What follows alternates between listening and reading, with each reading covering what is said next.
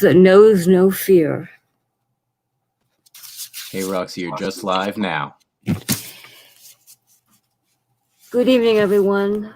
On behalf of Signature Sounds and Broadside Bookshop, I want to welcome you all to an event celebrating a marvelous new book, City of the Uncommon Thief, by author Lynne Bertrand, published by Penguin Random House and just released today. Lynne will be in conversation with her editor, Andrew Carr. Lynne Bertrand leads a busy life. For the last 7 years, she's been working in the music business as a record label and live music presenter, Signature Sounds. In fact, Lynne's colleagues at Signature Sounds are live streaming this event for us just as we speak, and we are very grateful for that. Lynne also works in artist management, working with New England-based touring artists, Twisted Pine, and the Suitcase Junket. But demanding as such a life must be, Lynne also finds time to write. She wrote several children's picture books when her own children were small, and now she's written this stunning new fantasy for young adults, City of the Uncommon Thief, that's already gotten stellar pre-publication reviews. Book page in a starred review says, City of the Uncommon Thief is genre-defying fiction at its finest. It's a book that knows no fear. And a Kirkus-starred review calls it a macabre marvel of a tale, an immersive reading experience that will linger. And another star review from BCCB says, Bertrand is wildly ambitious, and she's masterful in her success. It's worth every word. It's rare to have reviews like this for one's first venture into YA fiction, and there will surely be more waves to come. And just so you know, you can get signed copies of Lynne's book at broadsidebooks.com. You can call or drop in, whatever works for you. Lynne's conversation partner this evening will be Andrew Carr, who's executive editor at Dutton Books for Young Readers, a division of Penguin Random House. Lynne says in her acknowledgments at the back of the book that Andrew uses every skill in his possession to understand and forward the causes of others. So, two good people talking to each other. Let's begin. Well, that was nice. Thank you, Roxy. Thank you, Roxy. So, hi, Andrew. Hey, Lynne. So nice to see you. Very nice. Up until now, our 3 years of conversation have been just, you and me. Mm-hmm. Yeah, we'll just pretend it's that way now. Just don't look at the chat. It'll be fine. No, yeah, I'll be good. Don't look down. So everyone at Signature Sounds probably knows me in a different way. So let me do a few house announcements just to get those done. First of all, thanks so much to the team at Signature Sounds for putting this on for us, especially Jared right now, who's running tech. For those of you who are on the website and coming through the website, you can look at the bottom right-hand corner of the website. There's a YouTube logo, and if you click on it, you can join what would be the live chat, which I would love. And I would love it if you continue to populate the live chat with great things. I see you already there in spades. So thanks to you for that. The other thing, just to let you know, is we have 2 winners to choose toward the end. Hopefully Andrew and I will remember that, but it'll show up in the live chat as well. Andrew will remember. I think that's it. Yeah, I just want to say a huge thanks to Roxy and Broadside Books for this, for throwing this with us. It means a lot. So, Andrew, what do you think? I think you should read. Okay. All right. Well, so let me just tell you a little bit about the book so that the reading will make sense. So this is City of the Uncommon Thief in the light. There's Andrew with it too. And for anyone who already has it, I'm going to read on page 92 a chapter called The Twig, which is well into the book, which is something like 300 and something pages long. And I'm looking around because I wanted to tell you a couple of things first. One is that I think that this, even though this is a young adult book and it sits at the crossroads, as one reviewer said, of horror and young adult and fantasy, that this is an acceptable passage for young kids. And the only thing about it that might be for really young kids is that there's some sadness in it because the main character has gone through a lot. So I think the other thing that you might want to know is that it has a dependency on a little bit on Old English and on what my advisor, Craig Davis from Smith College, called Middle Backwater, which was an invented language, and therefore he was mocking me immediately. But also we had some fun with it.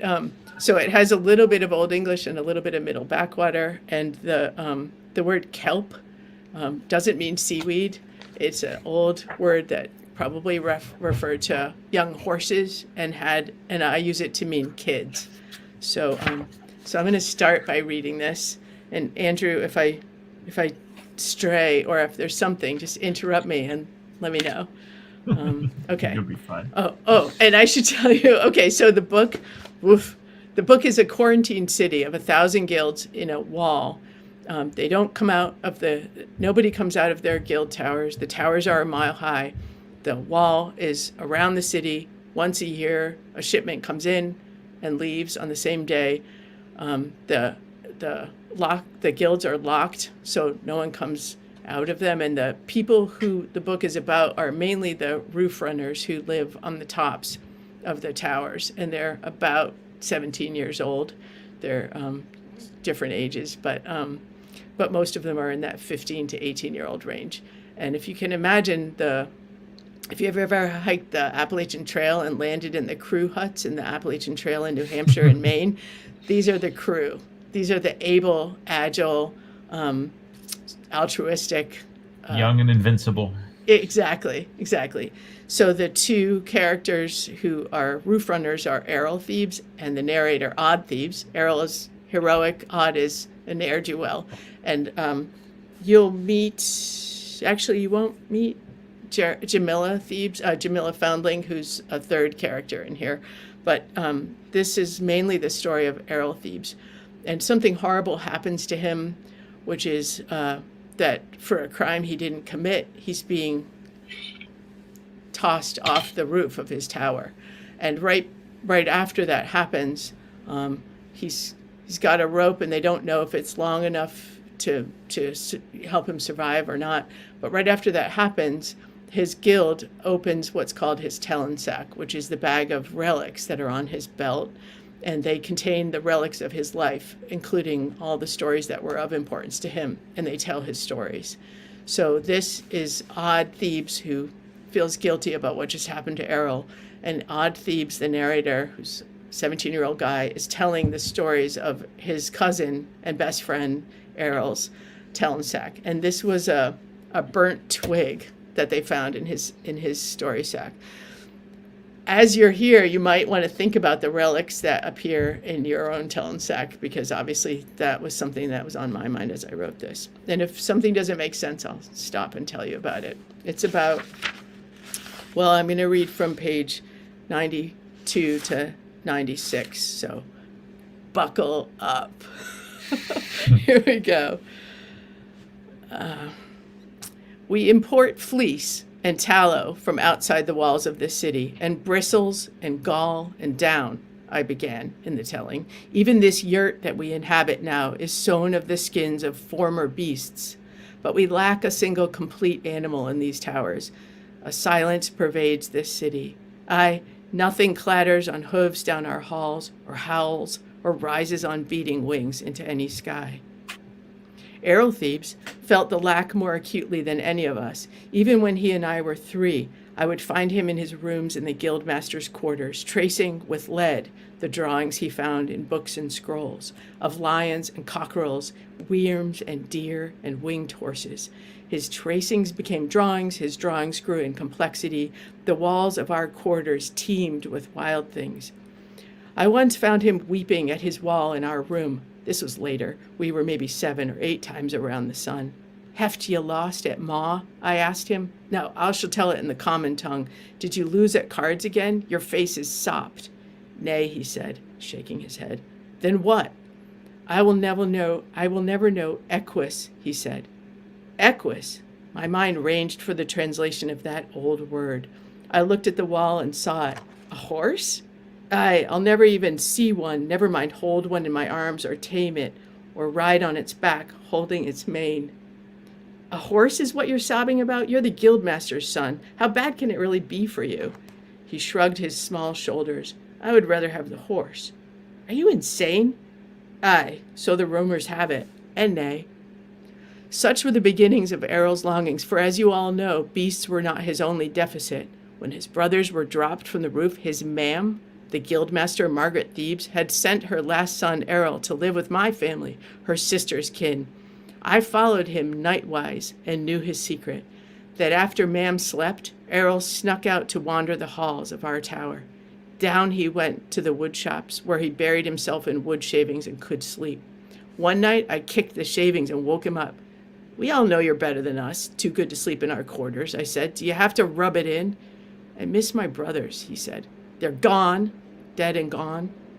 He pointed to a beam where his brothers Fen and Rip Thebes had carved their names. Even their vandalism was Hefstead, sacred.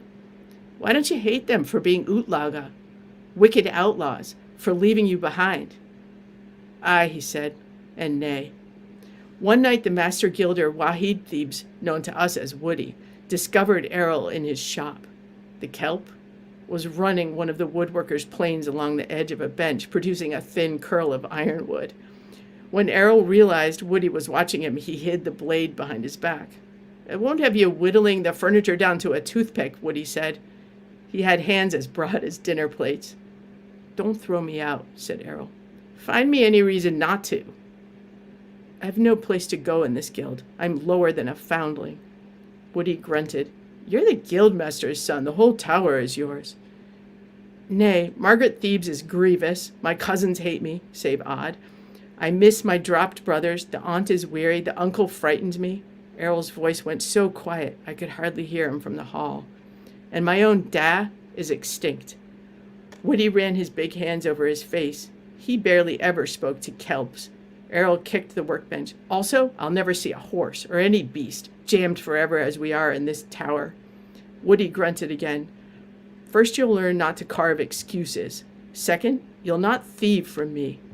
He reached out his hand, and Errol produced the stolen plane. Third and fourth, you'll bathe and eat. I won't have you smelling like a fart in my shop. After all that, I'll teach you about wood. A shipment arrived from Albacete House. 24 glistening knives Woody laid out on a workbench. A choice. He was surprised, delighted to watch the kelp point instead to a knife on another bench, to Woody's favored blade, with its perfect edge and worn leather haft. Woody instructed Errol to use the navaja to free any creature from any scrap of ironwood or heart pine he could find in the shop. I left a fold of muslin at my bench, he said. Bandage the wounds you inflict on yourself. The midwife will sew you when it comes to that, and I've set a fire in the oven, which you'll keep stoked with your errors. Look at some scrolls or books to remember what beasts look like. Any of my apprentices can show you how to carve an eye without gouging it out, a tail without lopping it from a rump. Sit here at my bench when you do finally carve some fair approximation of a beast. A month from now, or a year, I'll teach you from there. My heart leaps, even now, to think of this offer. Woody Thebes was second in this tower only to the guildmaster. He oversaw the work of the guild. He never ate with the guilders, played cards, or danced with us, listened to our gossip, or attended the guild meetings where work shifts and apprentices were assigned. If he slept, it was in a bed none of us could ever find. He was known within the city, and rumor had it even outside the wall, for his uncommon skill. What any of us Kelps would have given to be taken into his tutelage, we did not own. Woody turned to go, his broad shoulders filling the doorway. Errol called out, "I'll give you a stag, Master Wahid." "Overreaching," Woody said. "The antlers will snap off in your fingers. The ripples of the chest will be surgical mishaps. Half the apprentices who begin with an antlered beast can salvage nothing more than the form of a wild boar with misshapen head and stub legs. And when the boar fails to materialize, half of those can reduce the wood to a serpent. Even a stiff spike of a serpent will be a trick for a kelp of 8. Errol bristled. "A guildmaster's son should be able to carve a stag." "The guildmaster's son will be a skinny old dying man before he begins his training if he sets impossible tests for himself." But Woody Thebes had no idea how fresh those beasts were in Errol Thebes' heart. The kelp, his little feet dangling from the rungs of Woody's high stool, sat at that bench all day and night while Woody was gone to oversee the forges and the workrooms. Twice, food arrived on a tray from the guild kitchens. Twice, Errol ate nothing. Well, nothing but the ma'amuls, for he had an insatiable sweet tooth. The apprentices working their shifts down the hall were mad with jealousy. They had not come to Woody until they were 15, and even then their parents had to pay, and they had been required to carve scrap beasts on their own time, in their own quarters. Not one of them came close to Woody's workroom, never mind his own bench. In faith, all of them now rather hoped that Errol would appear at their benches for help, so they could work him over and send some diminishing gossip about him up to the shops. But all was quiet in that workroom, so they gave themselves false errands that would take them, instead, to him. They stood at the bench and stared, gape-mouthed. Soon enough, a different sort of gossip buzzed in the tower, and the whole guild began to file past Woody's door to see this thing for themselves. When Woody Thebes himself returned long after the somnium bell, he pushed through a crowd. "Begone, you foul things," he said. To himself he muttered, "What, have they never seen blood before?" There was no blood. The room was neatly swept, and a tidy fire burned in the stove. A thick pile of sketches lay on the workbench. The drawing on the top of that pile was a rendering of the joint between the skull and the antler of a red deer, with a tuft of fur indicated. Woody held the page in his big hands. He could not help but feel pleasure rise in his chest. None of his apprentices appreciated the work of drawing their carvings beforehand.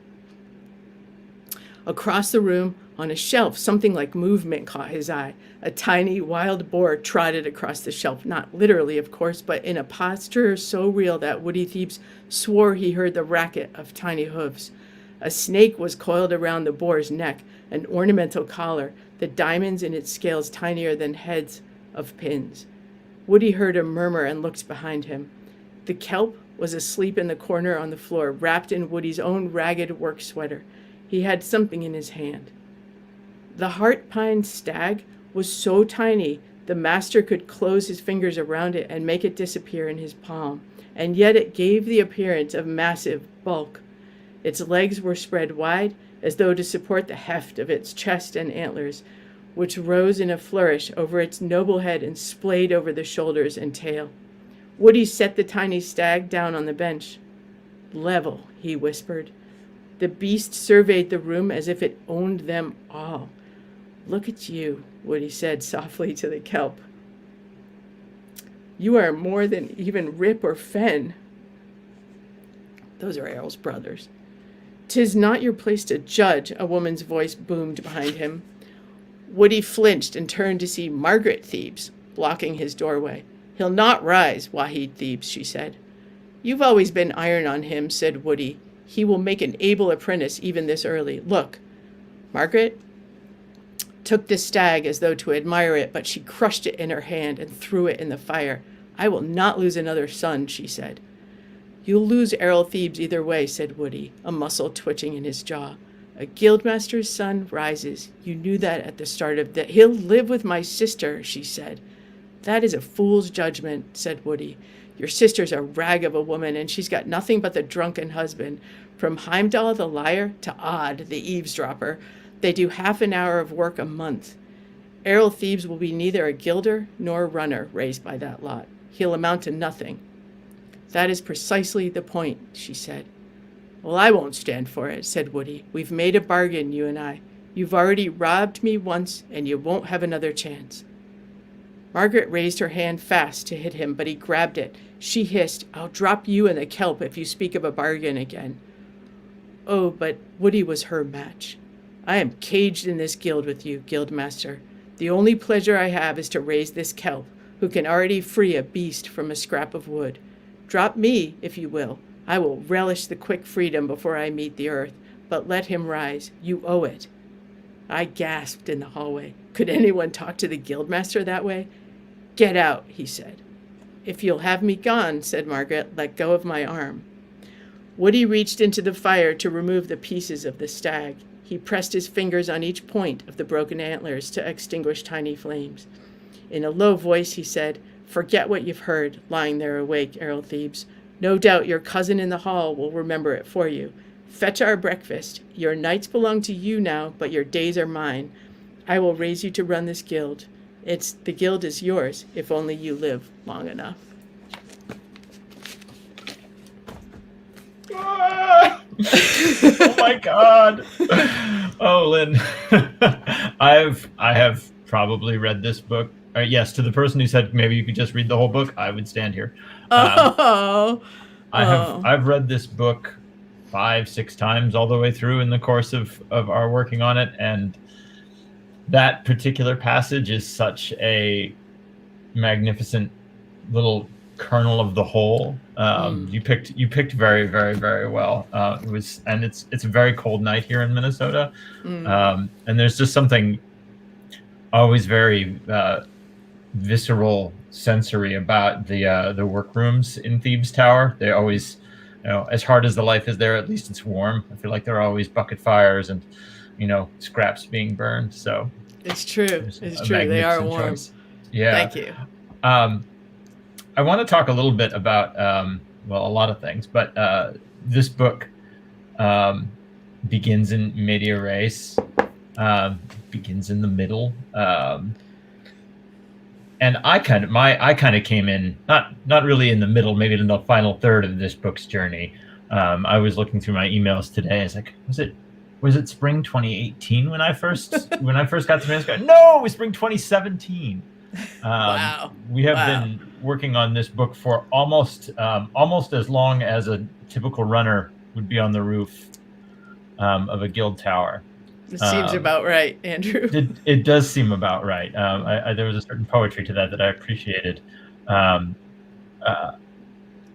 What's it like to be at a sort of finish line? How's it feel? Well, it's very moving and not at all what I expected. First of all, if anyone is joining us now, this is my beloved editor, Andrew Carr, and he's the executive editor of Dutton Books, which is a division of Random House and Penguin. And we have been working on this book a long time together. And we don't see each other that often, but for someone who, not to be overly dramatic, but he sees my writing all the time and what I amounts to my soul. The visual is what I would call redundant. So Andrew, to answer your question, I don't know. It's a little bit hard because it feels at the end of a journey in a way and the beginning of another one. The city that is the setting for the city of the Uncommon Thief is my home. In my imagination, I go there when I'm lonely or tired or bored, and the people there are people I love, and I accidentally see them in places they don't exist. I never understood the idea of creating characters and then they run away with you and take your heart. Their problems are my problems. I feel their pain. I cry, honestly, when there's a lot of hard times in the book, and I cry. So I miss them. My ritual is to go to Emily Dickinson's grave. I know you and I have talked about this, and put a piece of the manuscript there. So I was there today, just saying goodbye to it. And somebody brought me mamouls, which are mentioned in the text. So that's the new ritual. There's so much. The mamouls make me think of one of the things that immediately appealed to me about this book when I first got it from your agent almost 4 years ago. And the book was originally called High, H-I-G-H, when he submitted it. And what was striking about that is that, like, "Stay high" is a greeting in the book, and it was like, for all sorts of reasons, it was never going to be the final title, but it was a great signal that the level of care for the culture of this city, for the cultures, because this is for a city that is quarantined, it is marvelously and sometimes fiendishly diverse in its ways of moving through these confined spaces, to its benefit and to its detriment. But you cared so much for those small details, for the food, for the terms of endearment, for the greetings, for all of these things. But I think most of all for the language and languages. At what point did you, in the decade plus genesis of this book, did it occur to you that, oh, I'm going to have to invent or reimagine a whole language for these books, that translation and mistranslation, deliberate and otherwise, would be so core to the story? It's really a book for anybody who has any interest in language will find so much delight in this book, but they'll also make the ambition of it is incredible. Like, when did that come? Well, so if you had seen it, it's hard to imagine that there was any time before you, but my agents Melanie and Ruben saw it before then and said, maybe you should cut the language a little, because it would have been about 500 pages longer. The fun of it. So I read The Hobbit and The Lord of the Rings, like everybody in my generation and the ones afterwards and before. And I loved the language. And of course, Tolkien that was his thing first, even before becoming a writer. So I thought, well, I'd love the way street credibility gets upped by talking in what I invented was Middle Backwater. It's kind of an Old English that went to my own language. So it was full of that all over the place early on, because I was excited about the making up of a language. And it felt to me like those old characters, and the deeper you got in the guilds and the older the characters were, the more emotional they got, the more they spoke in that language. My relatives on my husband's side are Dutch. When they got older, they only spoke Dutch, or their accents got thicker. And that, I think, informed a lot of the early writing. And I actually pulled it way back, as you know, even since we started working together. I see, by the way, that we have several Dutch people on the live chat. I just want to say hi to them. And one Welsh. Oh, great. Yeah. So we have representation from Wales. So one of my favorite guild towers. Yeah. One of the things that you, speaking of language, that the sort of gift that you give to yourself as a storyteller is, and maybe this is something you would fantasize to have for yourself as a person, is Odd's facility with language. There are several moments in the book where we learn how Odd became this masterful translator, a skill that he uses mostly for profit, personal gain, but also in the end for good. But it's one of the things that you mentioned, how as people become older and they take comfort in like their original language, their mother tongue, and there's the opposite end of the spectrum in this book too, like young people discovering this huge variety of languages and expression, and there's this kind of giddy joy and like, oh, there are lots of ways to say these things. It's like one of the most in some ways that's like the most fantastical part of it, is that sort of the way that, like, I mean, this is a book with literal magic in it, but like the way Odd tiptoes through vast volumes of books and just accumulates the language as he goes. That must have been a lot of fun. So much fun. Well, because he was slightly out of my reach, I could never do the things he does, but right. That's the great. I remember I read Gabriel Garcia Marquez marveling at Kafka's Metamorphoses, and he said, well, if I could do that, then I'm fine to be a writer. And I thought, oh, I get it. I can do anything. There are no rules. So Odd Thebes could be better at things than I am. And Odd is he's a great translator, and he uses his translation to tell everybody's gossip in the guild. And then he uses it, he makes people pay for his translation services, including his brothers, who he hates. And his brothers pay him to translate their relationships with young women they love. And so he has to do that, and he takes certain liberties and also is younger than they are. So he learns a lot from doing that. Yeah.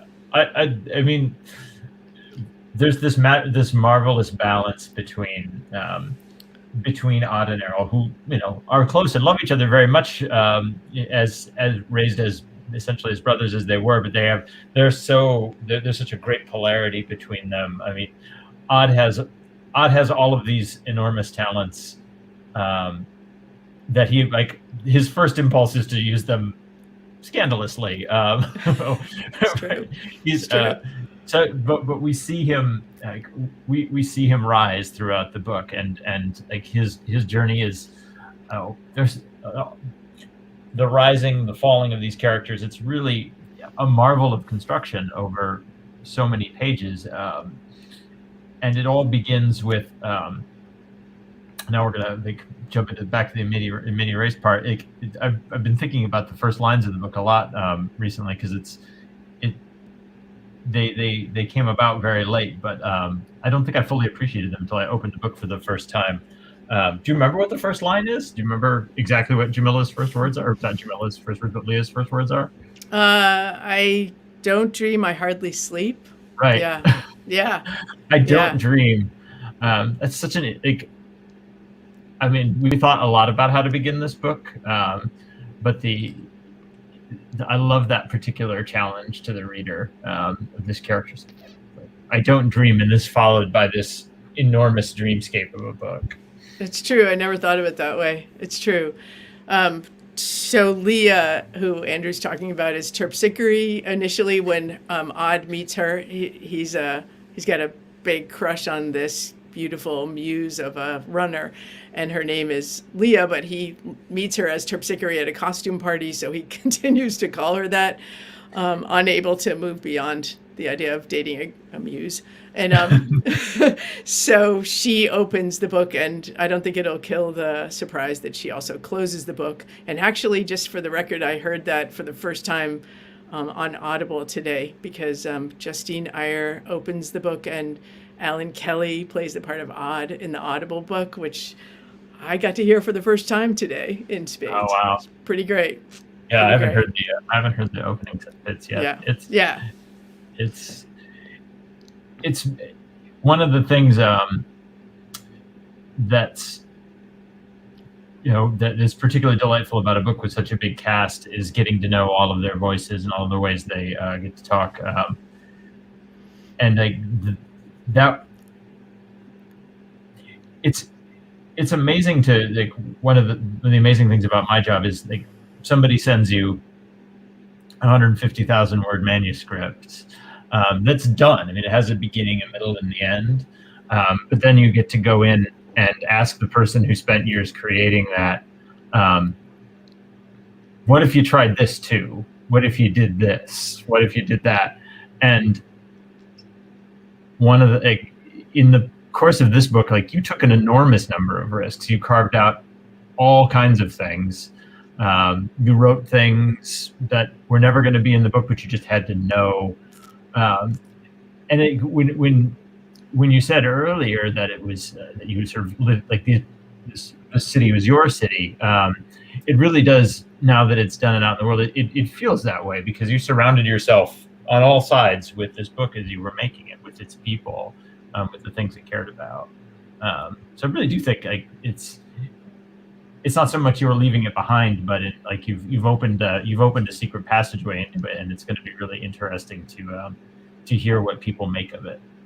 It is, yeah. I'm sort of homesick for it, but I think you can tell.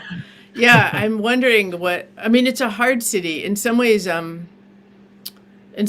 think I wrote the hardest thing I could think of to write. I gave myself and you gave me a lot of hard assignments. Go back and consider this. Go back. I mean, our first thing was, do you remember?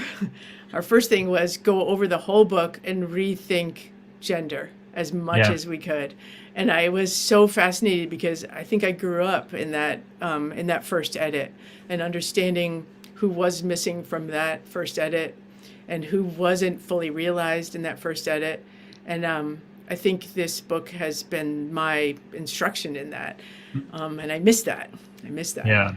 But it was amazing to get to see, like, a fantasy world is not a perfect, doesn't mean it's a perfect world. It's not a utopia. And any book is an opportunity to examine our own internal biases. And this book has so many mirrors in it, and they're all sort of fragmented in interesting ways that, like, it does have a lot to say about gender and how humans treat each other and the ways that, given even the slightest opportunity, we will divide ourselves.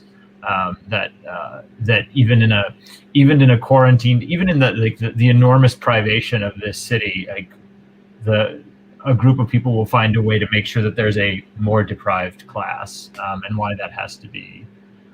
Yeah, it feels a little familiar. Mm-hmm. I mean, you and I have commented on this, but just for just to say out loud, the book is about a city quarantined in fear with sickness on the streets and a lot of darkness. And I think, no matter what your politics are right now, you can't help but notice that there's a lot of synchronicity there. I've had people, probably some people on this live chat who have said to me, could you please not write any more books because we feel like it's manifesting. Yeah. So one thing, Andrew, I just wanted to ask the people who are watching, if they join the live feed, do you mind if I just bring up the animal other just for a second? Yes. Yeah. Okay. Let's talk about that because I wanted to get to that part. So let's go for it. Okay. Well, if you're in the live feed and you have any thoughts about the animal other, or what in some cultures is called the filja or the fetch, it goes way back deep into people's sensation that they are some animal. This book explores that thought. So if you feel inclined to put anything in the feed about that, what you might be or anything, feel free. And I would love it if everybody checks in because I'm going to look at this live feed later. So, and Andrew can see it now. So I can see it, but my eyes are on Andrew just to get through this. So it's such an interesting part of the book because you're in the part you read really drives it home that the main characters feel this tremendous lack in their lives. They feel the absence of animals. They are keenly aware of what they don't have, and at the same time, they are obsessed with productivity. And that's to me, even before the pandemic. One of the ways I talked about this book, when I was talking with colleagues about it, it's a book about it's a very American book in that it is a book that of people who are very scared of many things, but are also obsessed with what they can produce, and that who measure themselves by the quantities that they produce. Some of the big risks that you invented for this city to take, the winter ship feast, where they've come to the end of their productive year, and the new supply ship is coming in. They don't know exactly when it'll come in, but in one night they basically eat the rest of the food in the whole city. It's true. In one gigantic feast, and then hopefully the ships show up. You took so many interesting things about what it's like to be an American and distilled them into this fantasy. And I think the animals are a really interesting part of that too, because there's the outside world, like the world around the city is keenly interested in what the city can make, but not for the reasons the city thinks. It's true. There's there's definitely an element of the military-industrial complex in this book, at the cost of so many things.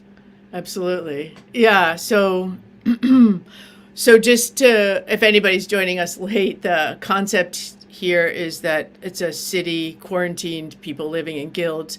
Each guild produces one thing, 1,000 of the guilds. And if you have the book, I'll just give you I don't know if you'll be able to see this, but the artist Francesca Bertrand did the map of the district that the characters live in. I don't know if you can see that. I'll put it up there. Yeah. So that's just one district of this. And each guild produces one thing, but in spades. And I think all the time about the idea that when you're trapped, what do you do? How do you send a message to the outside world? And the guilders are sending these beautiful things that they make, thousands of them, as many as they can produce from the things that get shipped in out every year, thinking that the world is waiting for those things. And as Andrew indicated, the world is actually waiting for a different thing. So I won't tell you what, but Yes. that's the thing. And there are no animals in the guild towers, and they feel the extreme lack of that. And somehow they find a way to explore the idea that their animal other actually can exist in physical form outside of them. So that becomes an early idea in the book, and it gets carried through as we go. Andrew, am I giving up too much? No. Okay. It's a book with a lot, as the reviews have said, it is a book with twists aplenty, but they are they come in their season, and you will be delighted by them when you encounter them. Lynne has spoiled nothing. Okay. Okay. It's one of the there's an interview with you in Book Page magazine. People can go look it up, and I kind of I loved the the headline they had for it. They called you a reluctant fantasist. And I could talk a little bit about that. Like, I think most of the fantasists in my experience, actually, there is a degree of reluctance about it, because I think we've talked about this a little already, but fantasy is very revealing. It's a mirror of sorts. It tells you a lot about yourself and your world when you're making up another one. It's true. So the first thing that I recognized in the writing of this was that I was starting to use the pieces of an epic, and I went back and started to read the Odyssey, especially the Odyssey and all of its incarnations, and then read other things from Edith Hamilton, the person who collected so much of Greek mythology and other mythology, and just started trying to figure out what I was doing. And I realized that I had sort of a vertical epic going on of a journey of heroes. And I thought the hero was Errol Thebes or maybe Odd Thebes, but it turns out there was another hero in the book that surprised me. So it was a hero's journey. And in the middle of it, I found that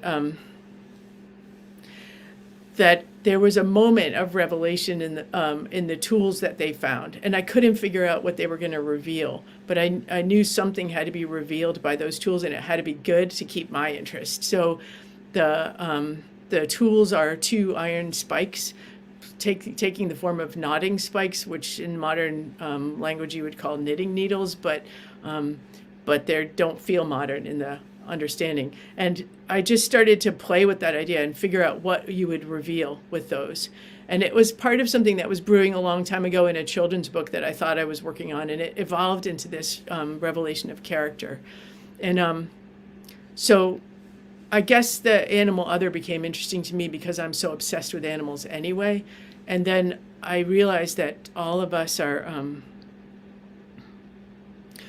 well, really, I feel like all of us have some power that nobody knows about, and these tools had a certain power, and the animals were powerful, and what you did with that, whether you were an evil character in the book or a good character, and there's nobody who's exactly one or the other, was really telling. I feel like I'm kind of going off on a jag. But no, but I think that's part of what we really mean when we say a reluctant fantasist, is that there's a risk in fantasy. There's a risk in, this is a book where there are people, where the other lack in the city, in Thebes Tower particularly, is mirrors. Yeah. Well, because if you see If you see yourself, you see a little bit more than you intended to see, especially under Right. certain circumstances. So, so somebody got rid of all the mirrors except one that they find by accident. Just returning to the idea of the reluctant fantasist, I think the thing that was going on in the city is nobody really wants fantasy. I mean, think about the world that we live in right now. We're all in lockdown or some version of it. We're in quarantine. We don't want any surprises. We just want things normal. If you're watching a TV show, it's the same one you watched for 300 times. You know, how many times can you watch Mrs. Maisel? And I don't I don't want any more surprises. And so when this particular set of iron knotting spikes appears, people don't want it. They don't want to know what it is. They're afraid of it. They don't like the idea that it's something that they didn't anticipate. They call it uncommon rather than magical or supernatural or anything vaulted because they don't want it to be big. They talk it down. So that's the reluctance in their world. I think we're getting towards the end of our allotted time, and I just wanted to ask. I have many more questions. Of course, we could talk for hours, but if there's anybody else who has any questions, you can put them in the comments. I will see them. But I wanted to, just say again what a delight it's been to live in this world with you for all these years, and now to see it begin to reach readers and to be able to call you when we get a particularly remarkable review. It's for any author of a novel, it's a very private thing for a long time, but then eventually you start to share it little by little, and that circle gets bigger, a couple people at a time. An illustrator reads it and makes art for the cover. A designer works on that art. A publicist gets involved. We get an extraordinary piece of art from a exceedingly talented artist named AJ Frenna. And then all of a sudden on one day, it's everybody's, and that's today. So I just want to say congratulations, and I'm excited for people to love the city as much as we do. Thank you, Andrew. It's such a pleasure. And honestly, I don't think even this hour could have happened without you here. So thank you for that. Thank you. Yeah, and I'll send you some mamuls. I also just want to say thanks again to the Sig Sounds crowd and to the Broadside Bookshop for such support on this event. And we have 2 winners. I saw them go by. Can you guys flash those on the screen one more time? I think. Yeah, make sure you send in your. Kathleen and Emma. There we go. So those send in your email addresses, you guys. We'll be in touch and let you know how to get them. And one thing that we should probably do on the way out is just say thanks. Also, just make sure you guys all see that cover that Andrew was talking about, which is animals. This beautiful cover, probably lit unfortunately by my desk lamp. But there are all these beautiful animals, and they exist in a giant rib cage, and it's AJ Frenna's work. And one thing I wanted to say, Andrew, because I know a lot of people are going to find this book tough. Like, it's a tough read. It was a tough write, tough edit, and a tough read. One thing that I think is helpful, and I'm not trying to get you to spend your money, but if you're reading the book and you're finding it enjoyable, I actually think the Audible version of it, and I swear I'm not just trying to make you buy it, but I was listening to it today, and I felt like having it read to me made it sort of easy and like uplifting in a way. So I just say that in case anybody's looking for a set of keys for the city. So there is a very good audio version. That's true. Yeah. Yeah. I won't go on too long with this, but there are books that are difficult and long, and you're worried the whole time because you don't feel like you're in good hands. And then there's books like this one. Like, from the beginning, this is a book that has a story, like, is self-conscious to a marvelous degree about storytelling and what makes a good story. And there are stories within the stories within the stories. So it's a long book full of short encounters with storytelling and storytellers, down to the very small level of, like, individual tattoos and things like that. So the journey may seem daunting at first, but very quickly it becomes pure pleasure. So Anyway. Thank you. Thanks. No, it's been a delight. And congratulations on this night. And thank you all for coming. Thank you to Signature Sounds and Broadside Books for hosting us tonight. And I hope you'll all enjoy. Thanks, Andrew. Good night. Good night.